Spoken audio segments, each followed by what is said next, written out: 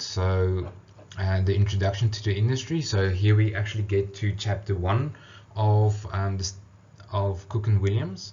So control is not possible without a plan, and without a program there is no effective means of exercising control.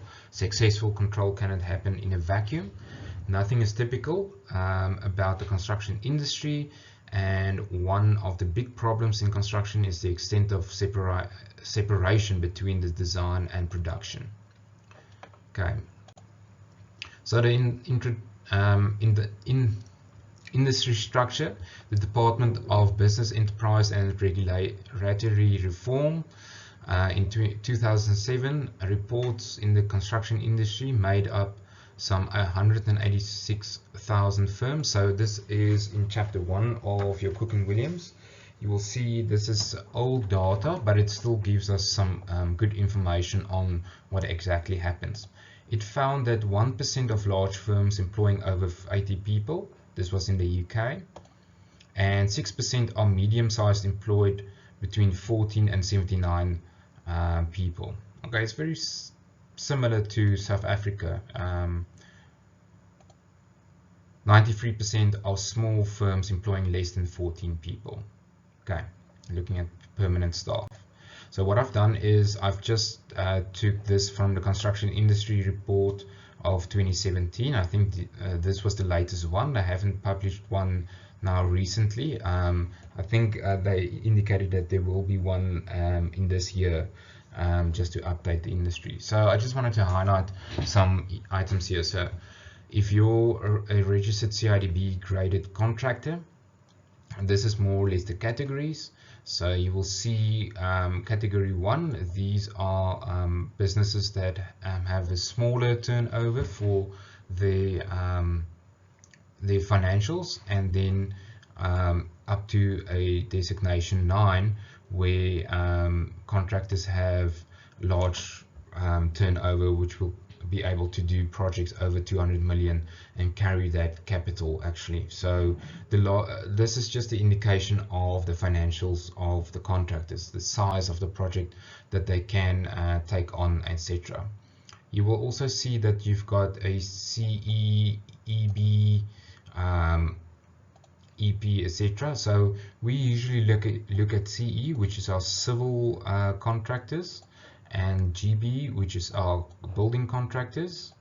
Then you've got your mechanical, specialist, glassworks, electrical, and then there's a couple of others that's not listed here.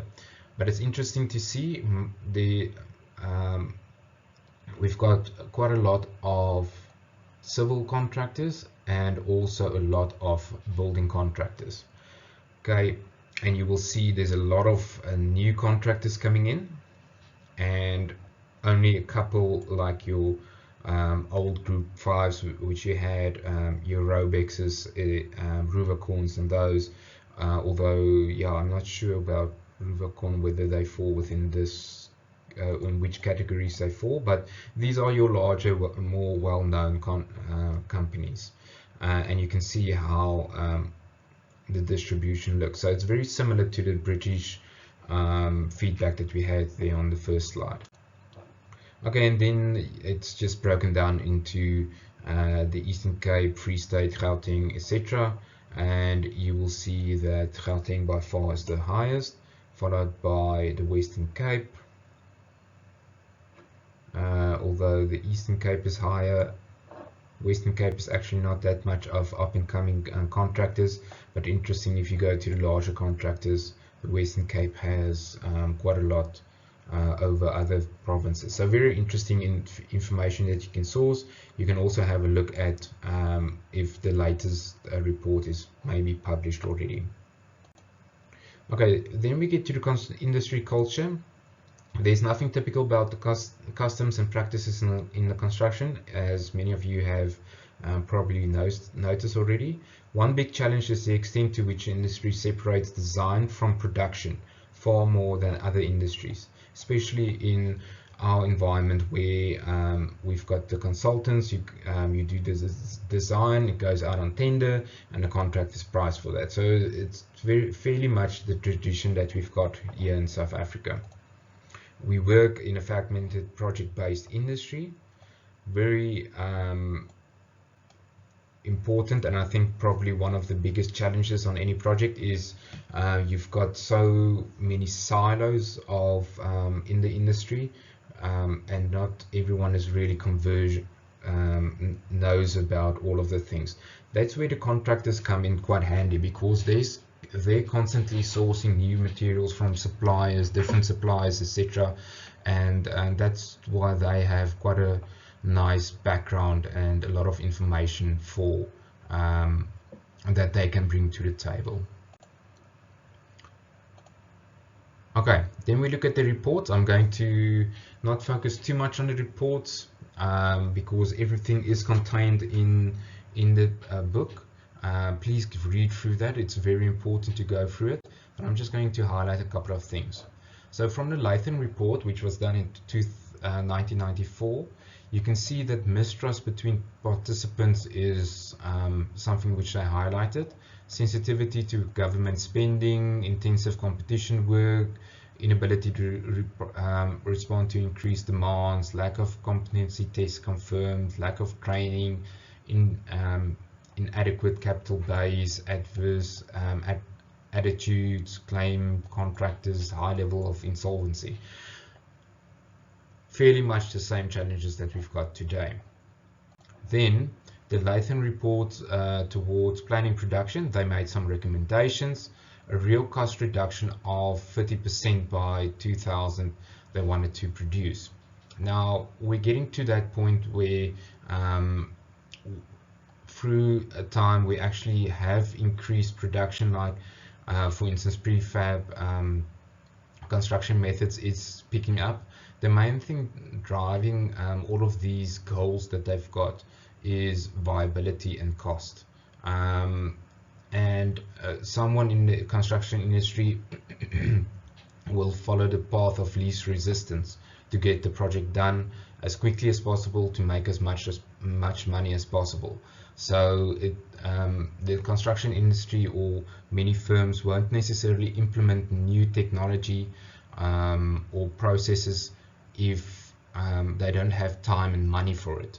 So that's much of the time a reason why the construction industry progresses so slowly, because it's a risk that everyone has to take. Because you can imagine if you have to take a risk on building on a 30 million building, and if you've decided to go lightweight steel, and now suddenly you have a challenge later on which might even cause that the project or the building cannot be occupied, that is a major risk to the client, to the contractor, to everyone involved, because who's going to take responsibility for that? So that is one of the biggest challenges for implementing new processes on sites. A good example of that is, for instance, if you look at lightweight steel homes in South Africa, most clients or home owners won't necessarily take that risk, because is it going to have the same lifespan as a brick and mortar one? The sound between the walls, the soundproofing, etc. Even though you've got a better R value on the project, it doesn't necessarily mean that your soundproofing will be the same. So, but it's the biggest capital investment that the client or the homeowner will make. So he doesn't want to make a mistake. So people will stick to the things that most people are using at that stage, which is brick and mortar. It's a safer route. Most contractors are familiar with it, etc. Whereas if you go to Australia, lightweight steel is commonplace there, and people use that much more often.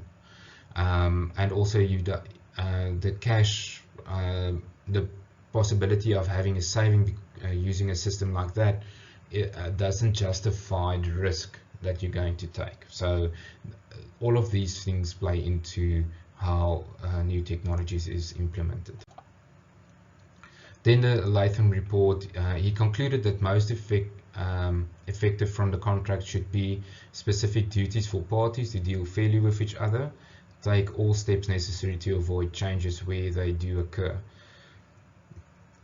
Stuff that we already know, which has become commonplace, that we look at whenever we do the contracts.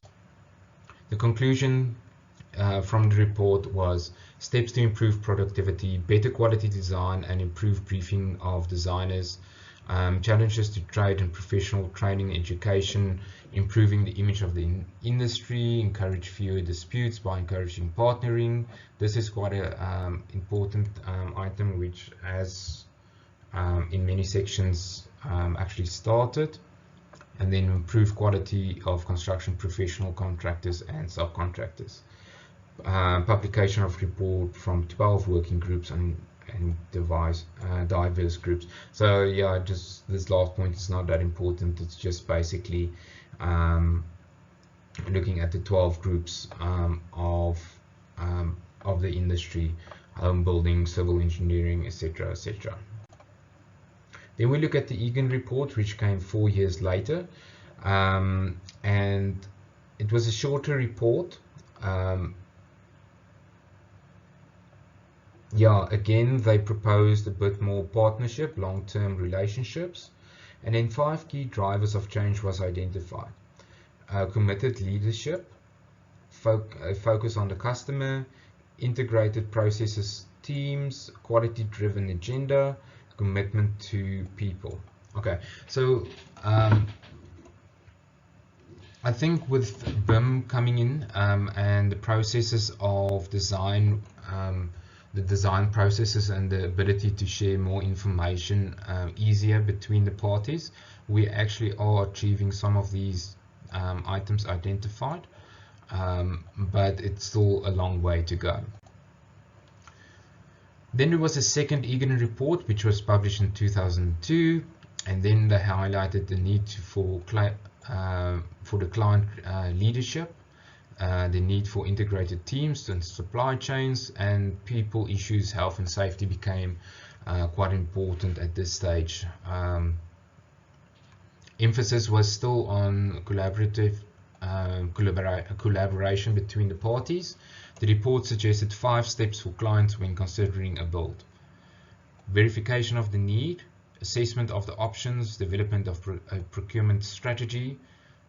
This might seem as if it should be in place, but not everyone has a procurement strategy really in place. Procurement or project delivery, project review. Again, that's the closeout section where you actually have a look at what did we learn from this project, how can we implement it into the next project. The challenge is usually the project team goes to different sites, and it's not necessarily the same project team that works on the next project. Okay, then the National Audit Report. Okay, then this is just very interesting to see. 73% of construction projects of government were over budget. 70% was late. The main reason, adverse relationships that exist between the construction firms. Long-term collaboration was emphasized after this report. So this is from the UK. So I think this third point is not really, it's less applicable in the construction industry, but these percentages I think is fairly close to what we've got in South Africa. Okay, then I just posted a little break for the lectures, and you can go through that and just have a look. And that is the first content lecture, if I can call it that, our second lecture. So thanks for tuning in, and please remember to go through your material as we've gone through it during the lectures.